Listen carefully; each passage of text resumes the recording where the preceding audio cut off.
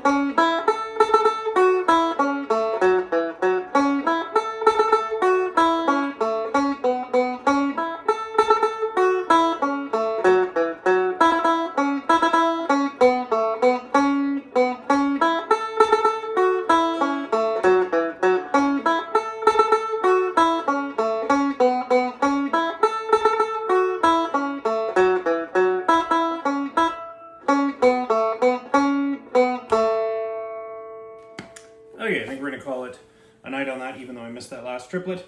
So trying something just a little bit different there. Once through the Banjo Buddy version, then the second time I went through that, I just tried throwing in some ornamentation. I imagine it's called, because it's called the Rocking Boat, it's supposed to have that sort of those pitchy parts and whatever. I kind of skipped over the one a little bit. I wasn't a fan of the... So I was going, I still made it feel like it was pitchy to me, as opposed to, so